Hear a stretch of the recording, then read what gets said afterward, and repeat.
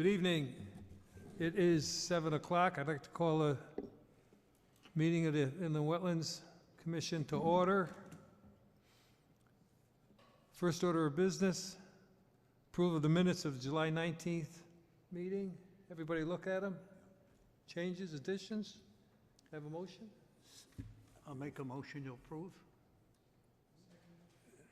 Seconded.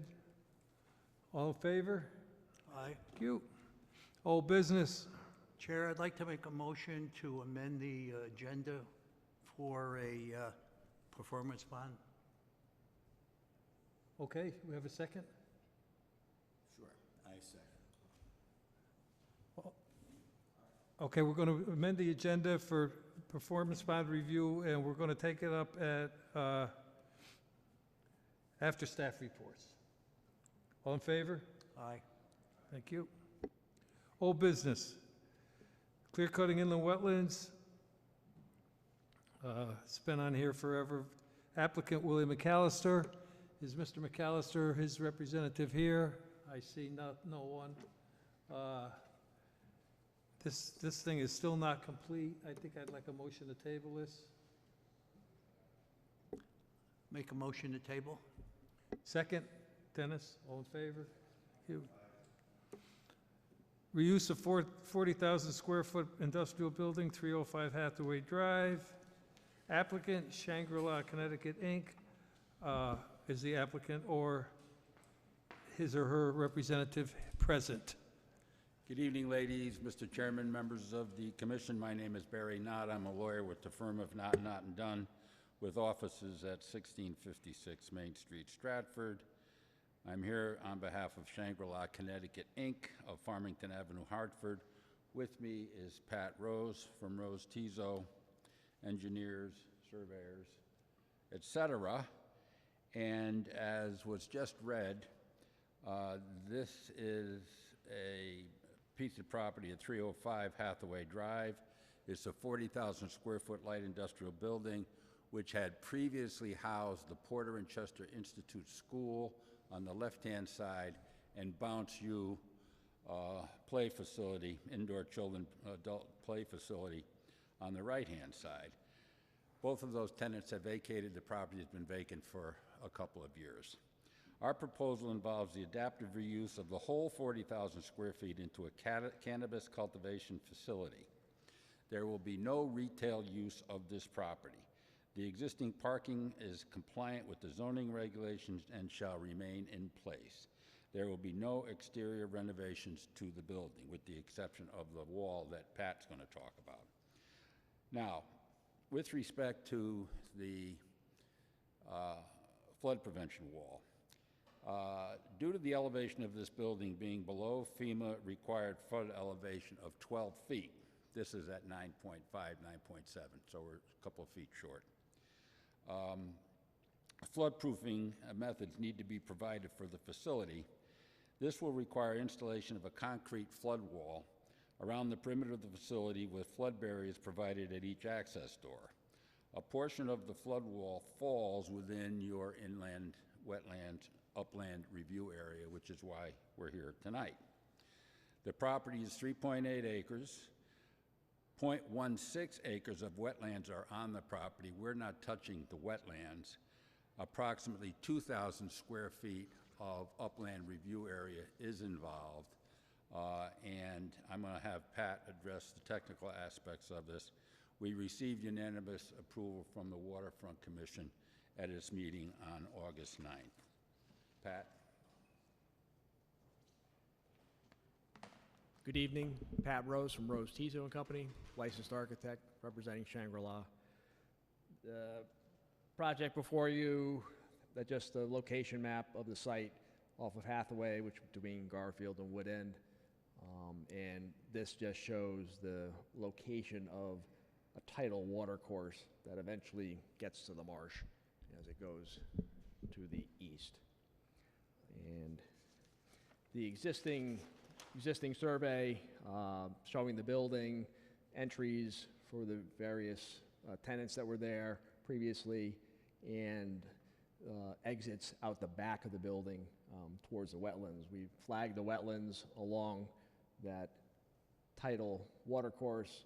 There's a retention basin in this corner and another retention basin up in this corner by Hathaway Drive.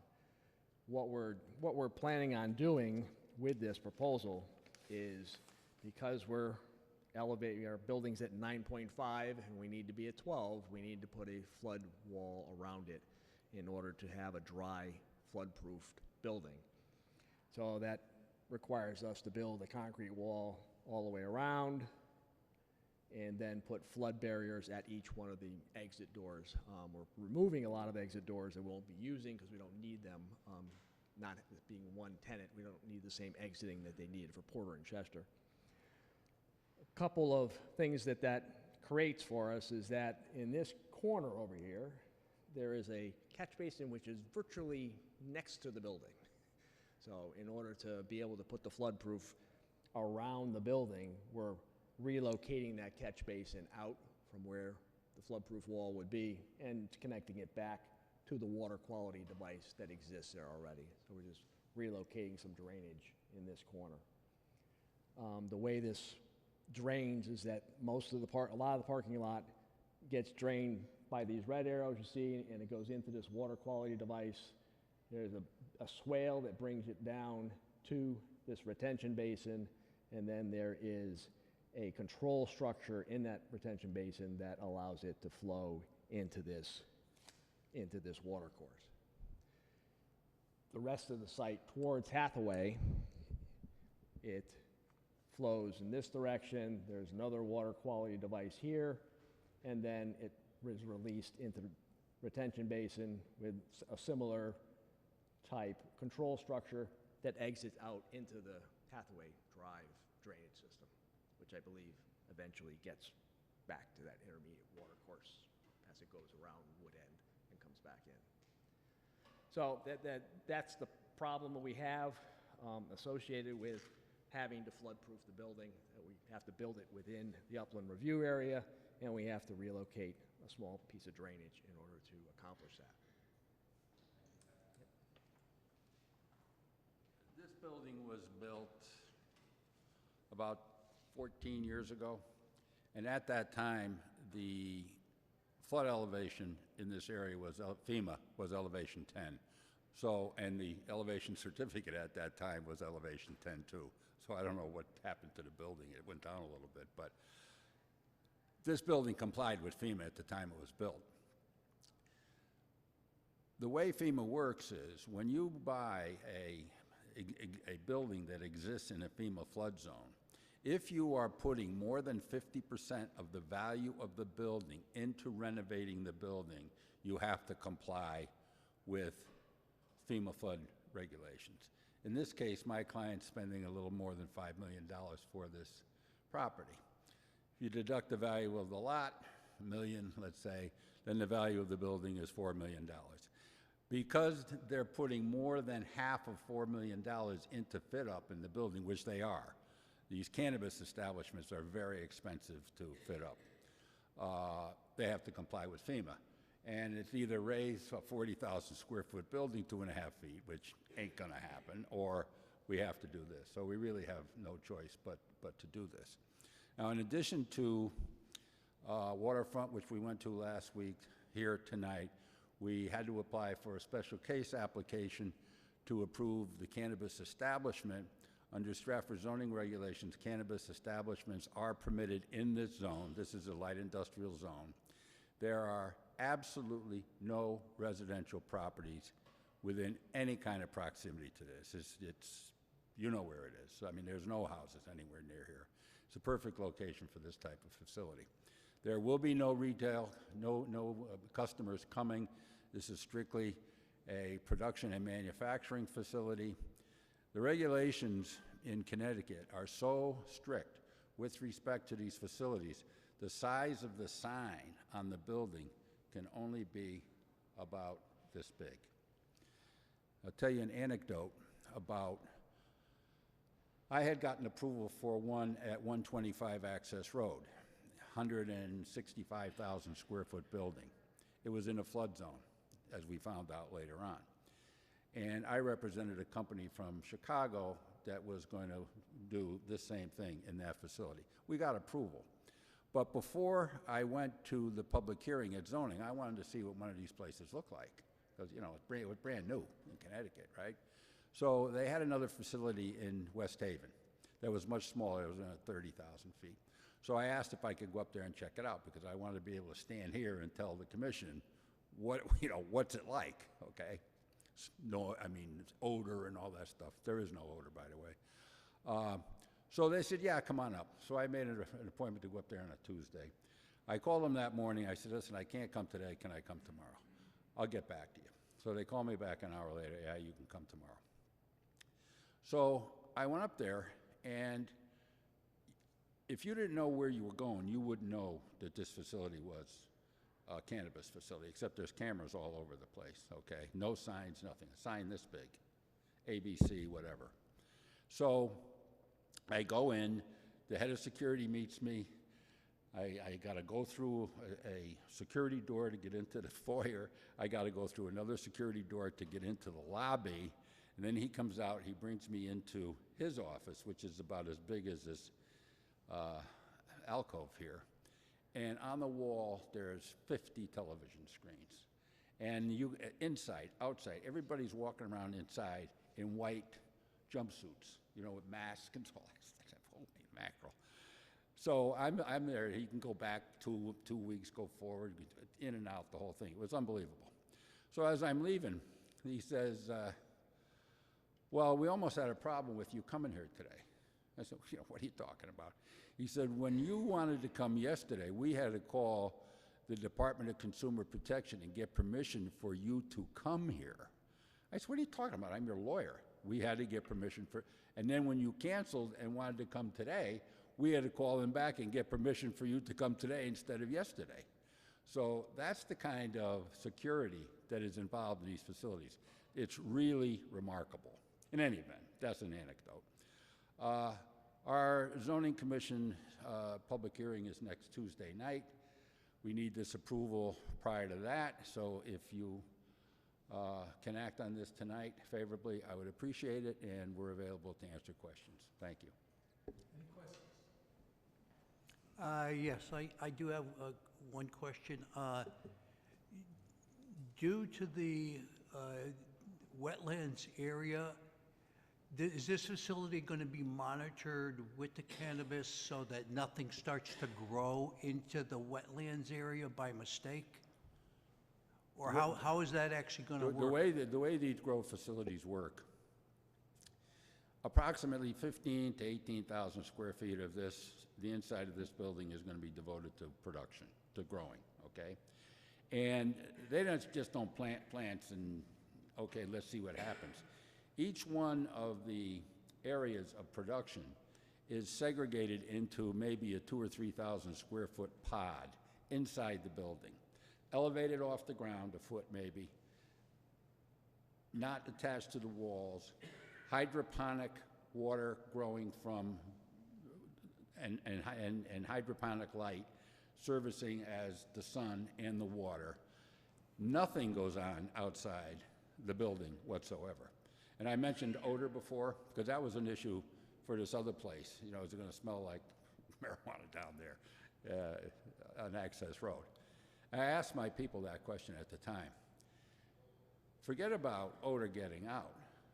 They don't want any contaminants coming in to the facility, contaminating the product that they're growing. So they have all kinds of air cleaning facilities on the roof of these, which is why it's so expensive, on the roof of these things. So nothing gets in, nothing gets out.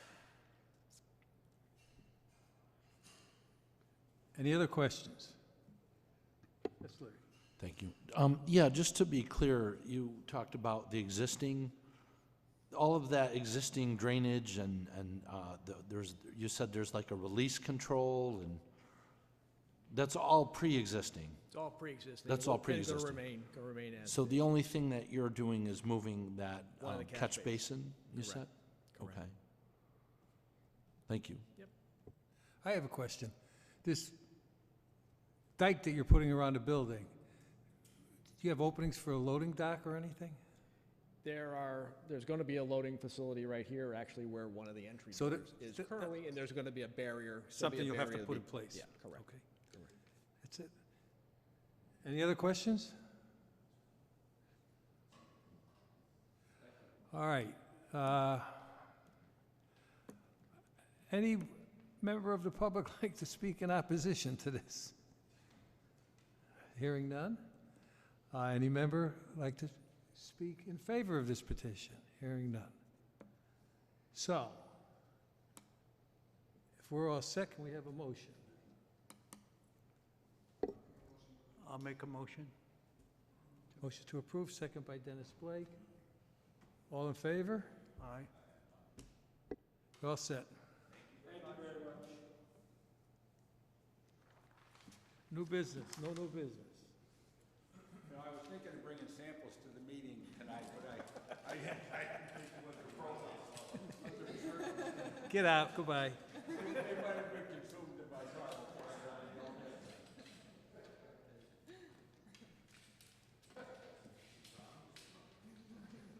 No new business, staff reports. All right, I only have 2 items on the staff report, which are those 2 performance bond release recommendations.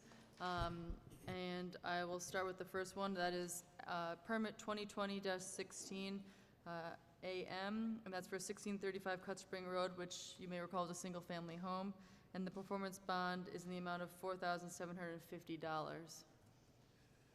So you want to release stuff back to the builder or the owner, Yes, whoever? yep, yep. Okay, so, we have a motion to approve that?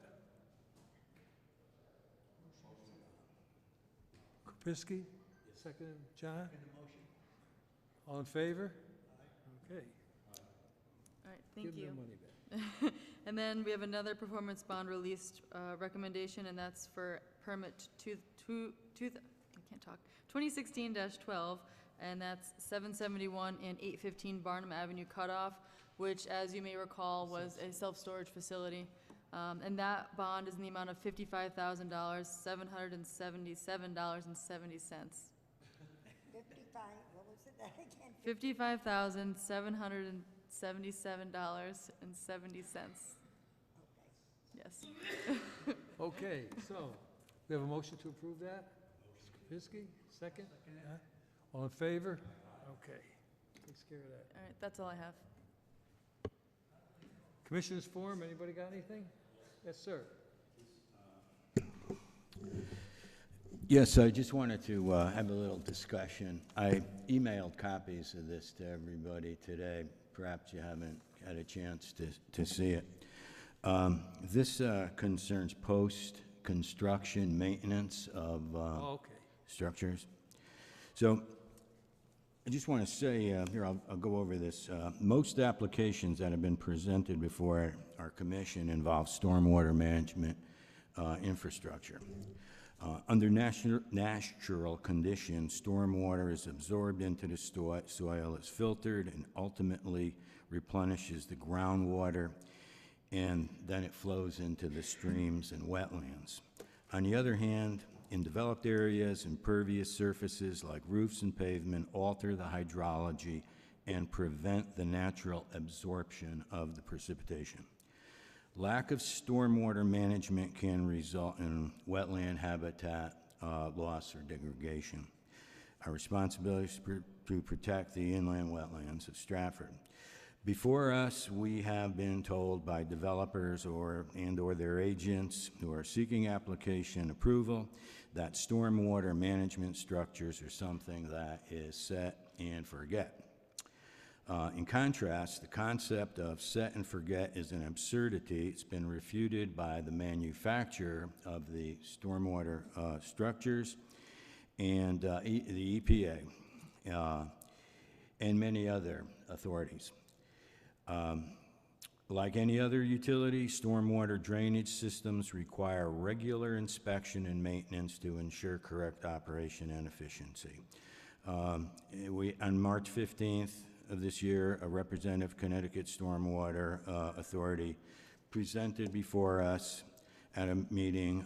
His name was Frank Hennigan. He explained that Certainly, the Cultec systems require regular inspection and maintenance.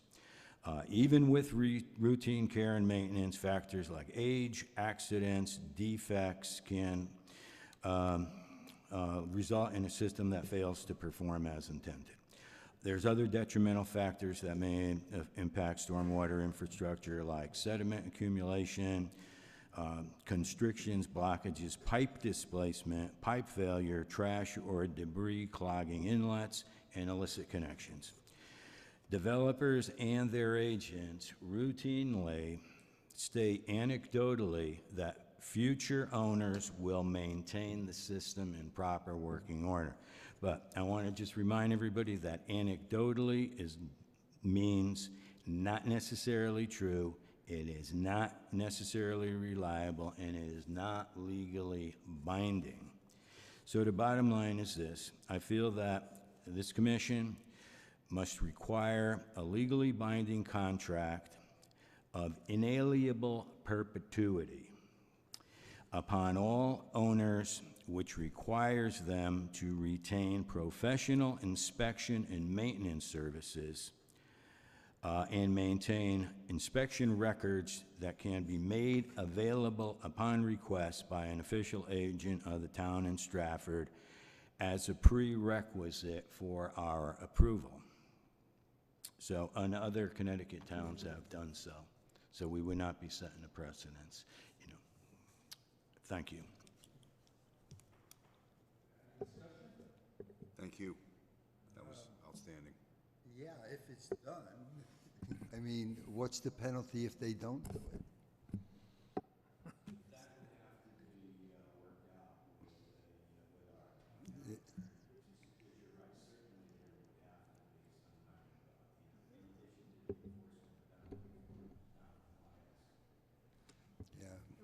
When we presented last time, discussed it in March, our attorney was here, and she felt this was doable and enforceable.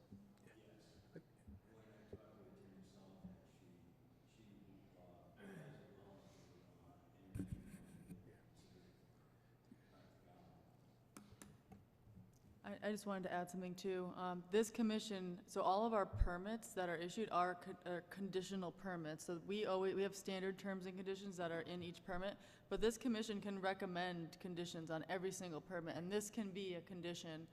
So if there is subsurface stormwater infrastructure proposed, we can put that as a condition that there has to be filed on the land records that this maintenance needs to occur. I mean, we could hash out the language, what that will sound like, but it'll be similar to like I'm thinking it'll be similar kind of to a conservation easement, so it'll be legally binding, but. Well, I think that's great if you can put it on that as a contingency. Mm-hmm. Yeah. The only thing I question is the requirement that they have a contractor get involved, because in some small projects,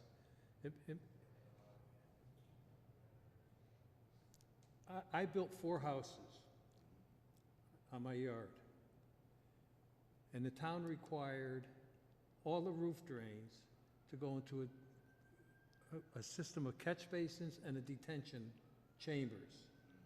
This is in soil, but you couldn't even do a perk test. It's so sandy, but that's another question. I don't know that, for instance, a small project like that would have to necessarily be forced to go out and hire somebody to maintain it if they wanted to take care of it themselves. I agree, the maintenance got to be done. I'm just, you know, I don't know. If you got a little guy and he says, you know, I can go in and clean that catch basin. There's one catch basin, and so that's the only question I would have.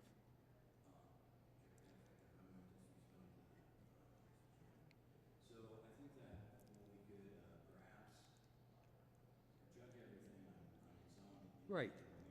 Yeah. In case of a small home with very little impact on an adjacent wetland, maybe that would be acceptable for, You know, if you have a 80 unit apartment house, you got to hire somebody. That's understood. But if it's a 2-house development, maybe you don't. That's my only question. Do you have an extra one of those? Because I didn't get what. No, you didn't send it to me. You have an extra copy. I would, Yeah, you did get it, Gail. Huh? He sent it today at 2:57. Oh, okay. He just sent I it, yeah. didn't, he I just only sent it. check it in the morning. Yep, Okay. yeah, so you have it in your email. If you want to give it to me, that's fine. If you don't need it. Yeah, go ahead. so I would, I would suggest that it not be arbitrary, that it not be that in this case we're gonna do it, in this case we're not, that we establish some rules around it, that development less than, equal to or less than 4 homes that, I'm not saying that it shouldn't be inspected and maintained. no, I'm just saying that we shouldn't necessarily tell these homeowners they gotta go out and hire right, and no, the issue. Butterworth or somebody. The issue is proving it, right? The issue is proving that you have in fact done the inspection. How do we know, right? I mean, all the rules we make in life, who knows? But at least if we're gonna put this in folks' deeds that they have to do it, that they have it done, that there be some size with it. And so that way, it would make sense. If we leave it to each individual thing, well, this one's doing this and that one's doing that. I mean- it's gonna get very murky.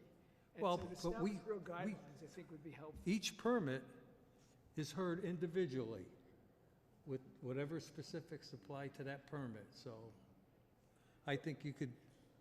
But we could always make an exception too. We could always say, just this is temper our permit, standard. that's all. But because of that, but I think we need to And, have I mean, our standard. just because I got a problem with it, maybe you guys don't, and that takes care of that. Could proof of the work being done be examples? For example, an invoice from a professionally licensed contractor, Yes. a before and after photo, so the little guy, Right. here's the guy. Or it could be a statement by the owner. Right, but I mean, we can stipulate that, right? How, what Right, does that proof right. entail? Right. That proof can again be either a receipt or invoice that you hired a professional to do it, or it's just. I mean, Right. I think just stipulating that it has to be done will take care of it 99% of the time, it'll be done. But to your point, what's the penalty if it's not done? One at a time, one at a time. What's that?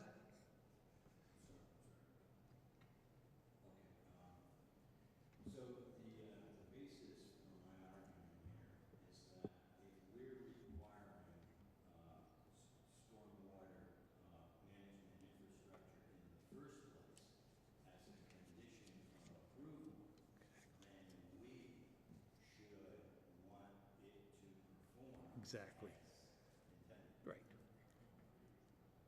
And you should want it to perform not the first year only, the 20th year. So, that's fine. I thought the manufacturer that was here stated that only licensed companies can maintain and maintain that system, and they do it, and only one other company in Connecticut does it, or something along that line. You remember that? Caltech, I believe, the manufacturer, But there was- has trained and this Connecticut Stormwater, who Mr. Hennigan works for, I believe, to service the Caltech system according to manufacturer standards. So I guess, there would be different standards depending on whether they're using Caltech or Connecticut Precast. Right. Or whatever, Well, double back off of Dr. Chess. There must be a standard. If a homeowner wants to do it, that, I guess we could decide if that's okay or not, but to what But standard? it depends on the size of it, too. Right. It's a two-house But thing. he's got to know the manufacturer standard, and, he's got to know what a licensed person would know. Right? I mean, I think that's what he's saying, like, we must define to some level, to some degree, if a homeowner's going to do it, what standards they have to meet for this. A plumber speaking. A plumber speaking. Some homeowner or some, owner of a big development is gonna get his buddy to sign off on it, that it's working properly, if we don't have some kind of professional standards and training. Yeah. Dennis doesn't think I should have done the piping in my house either. But again, when they gave the presentation, I proposed the question, well, what do you do when there's septic in the same area, okay? And he did say, well, that could be an issue, that can be a problem, so I guess that's something they would have to be worked out.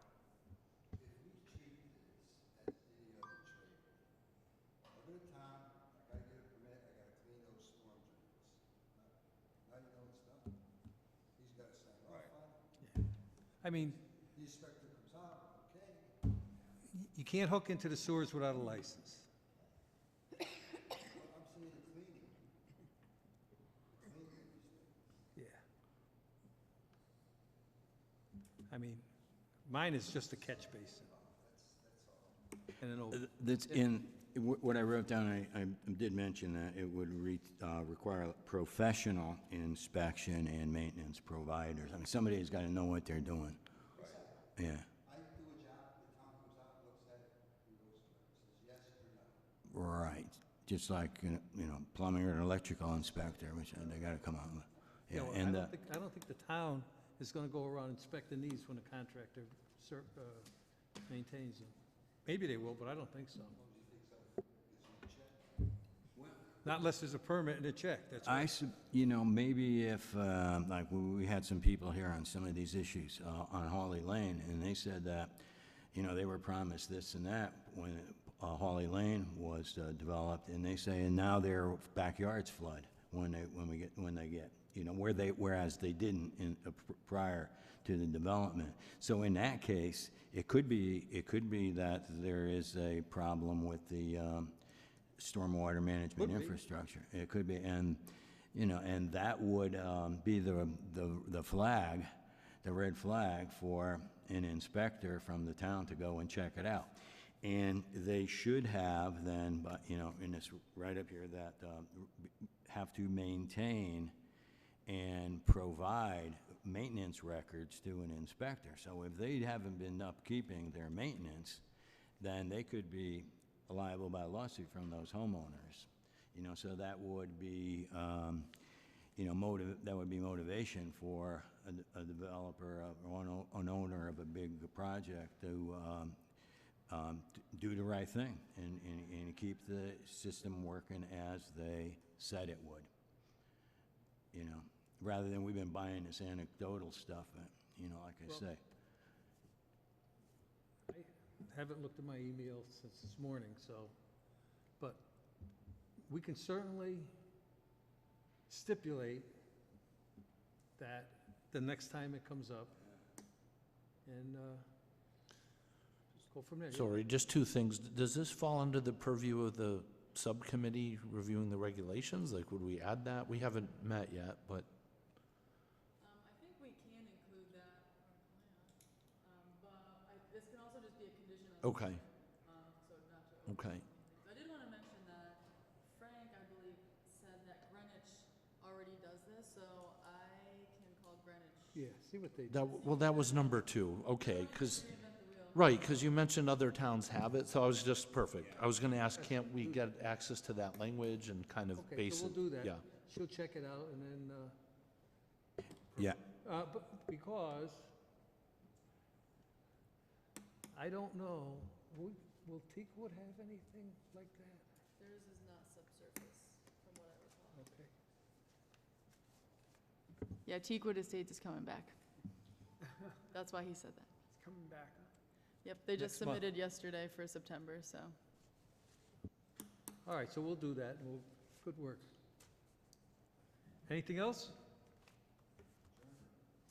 Motion to adjourn? Second, all in favor? Aye. Thank you. Hey, Larry.